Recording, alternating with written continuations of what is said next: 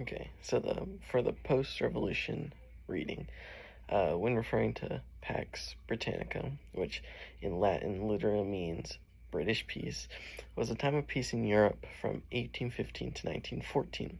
Britain had become a global power and essentially police force for the entire world. The British Empire grew because after Napoleon was drove out of France, the British had no major rival for territorial resources, meaning they were able to just grow and grow. The Royal Navy controlled the seas. British trade was abundant in Asia, Latin America, China, Siam, and Argentina. The Royal Navy also suppressed piracy and blocked the slave trades of other nations. Britain had somewhat of an informal empire, controlling, vast, vast things across the world, but it wasn't an actual empire. And then moving on to chapter 10, impact of the industrial workplace on the worker. The use of electric lights meant that laborers could start working 24 hours of the day. This led to longer hours and low wages in factories. As assembly lines started being used, workers had to pay close attention to the products going down the line because they would just pass on by quickly. One person missing or going slow in that line could cause a disruption in the whole line. Many workers repeated simple processes on the assembly line. This transformed workers basically into machines themselves, as they worked the exact same job consistently, all day. This also meant that workers could be replaced easily because the work was not very challenging. Factories were often shut down due to shortages of materials, and this meant workers were periodically unemployed, making money even tighter than it already was on their low factory wages.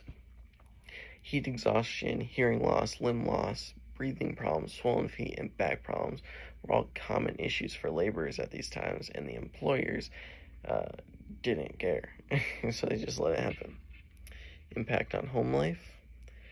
The use of factories made many household products cheaper, so regular families could afford them. Items like furniture, soaps, jewelry, toys, clothes, and cookware. These are all products we have readily available today, but back then they were only available to the higher middle to upper class people. In this time, people now had constant access to food produced by agricultural machinery. Processing foods also made them dangerous due to dirty and contaminated environments where they were produced. New medicines and vaccines were being created to help people's health. Electric lights and new appliances made home life safer and more efficient than ever before. Water pipes and sewers meant people had fresh water and proper sanitation to keep themselves and the cities clean. Women and children started working less in the factories and staying home, more of a traditional life. Child labor laws began going into effect to keep children out of factories and back into education more. And large families started to become undesirable as children became expensive and advances in birth control became common, making them more effective and more attainable. Impact on health and medicine.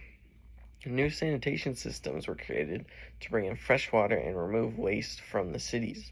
People were able to buy fresh food daily and new clothing for cheap, meaning they got, valuable nutrition and clean clothes. Many places offered free clinics so anybody could receive health care and medical attention. Although many processed foods did come with disease, the middle and even some lower class people were able to benefit from new medicine and healthier living conditions, resulting in overall healthier people. Unfortunately, people also had to work in unsafe conditions, where leg pains, chest pains, eye injuries, and limb injuries were common in the factories. Systems of forced labor and serfdom. The mid-1800s was a time when most industrialized nations of the world abolished slavery completely. It started with Britain in 1834, then France 1848, India in 1861, the Netherlands in 1863, and finally the United States in 1865. Brazil was one of the final nations to end slavery when slavery was officially ended in 1888.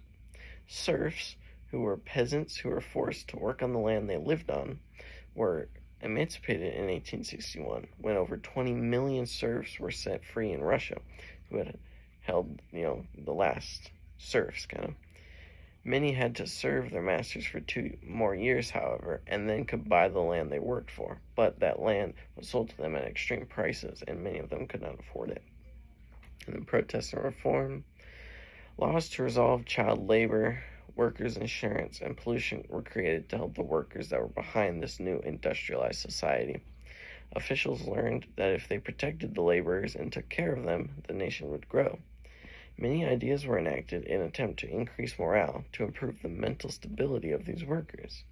Ideas like restricting alcohol and forming unions were created to improve the working and home life of citizens. The unions attempted to reduce hours, raise pay, and provide safer working conditions. So people had good jobs to go to and weren't just being forced into excessive hard labor. Thank you.